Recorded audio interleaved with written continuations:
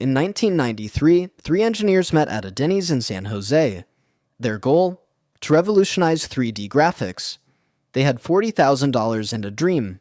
Fast forward to 2026. That same company is no longer making toys for gamers. It has become the most powerful entity on the planet.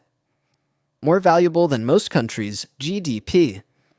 A company that, if it stopped shipping for a single day, would bring the global economy to its knees. While the world was distracted by the rise of social media and the volatility of crypto, Nvidia was quietly building a choke point on the future of human intelligence. This isn't just a success story, it's a masterclass in monopoly. And today, we're going inside the archive to see how they did it. To understand where Nvidia is going, you have to understand that they almost didn't exist. By 1996, Nvidia was months away from total bankruptcy. Their first chip, the NV1, was a commercial failure. Jensen Huang, the CEO, had to lay off 70% of his staff. He had one shot left. He told his remaining engineers, "We are going to build the Riva 128, and if it fails, we are finished." It didn't fail. It sold 1 million units in 4 months. But Jensen didn't celebrate. He realized a terrifying truth. In the world of hardware, someone is always faster, cheaper, and hungrier. To survive, he didn't need a better chip, he needed a moat. This is where most people get it wrong. They think Nvidia is a hardware company. They aren't. They are a software company that happens to sell chips. In 2006, Nvidia released something called CUDA. To the average person, it was boring. It was a programming platform that allowed their gaming chips to do math. Hard math. Scientific math. For 10 years, Wall Street hated CUDA. Investors complained that Nvidia was wasting billions on a project that nobody used. But Jensen stayed the course. He was waiting for a spark.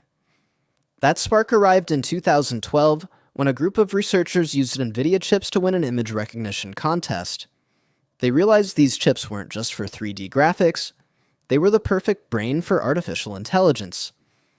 Today, every major AI model, from OpenAI to Google, runs on Nvidia.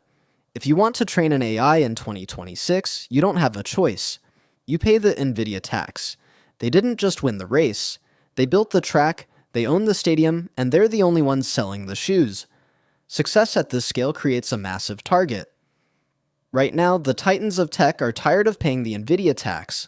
Google, Amazon, and Meta are all pouring billions into designing their own in-house chips. They want to break the monopoly. Then there's AMD, led by Lisa Su, who, in a twist of cinematic irony, is actually Jensen Huang's distant cousin. AMD is fighting for a piece of the pie with cheaper, more efficient hardware. But here is the problem. Changing from Nvidia to a competitor isn't like switching from an iPhone to an Android. It's like trying to change the engine of a plane while it's flying at 30,000 feet. Millions of lines of code are written specifically for Nvidia's CUDA. To switch, these companies would have to rewrite their entire history. For now, the cousin rivalry is a one-sided slaughter. So, is Nvidia a bubble? Or is this the new gold standard? History tells us that every monopoly eventually meets its match. Standard Oil was broken up. Microsoft was challenged by the web. Mobile eclipsed Intel. But Nvidia is different. They aren't just selling a product, they are selling the intelligence of the next century.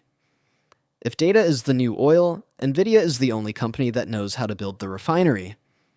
We are living in a world designed by Jensen Huang's 1993 gamble. Whether we like it or not, the growth archive of the 21st century is being written on silicon, and it's being signed by Nvidia. If you found this deep dive valuable, hit the like button. It tells the algorithm that high-quality business content matters. What company should we archive next? Let us know in the comments below. This is the Growth Archive. See you in the next deep dive.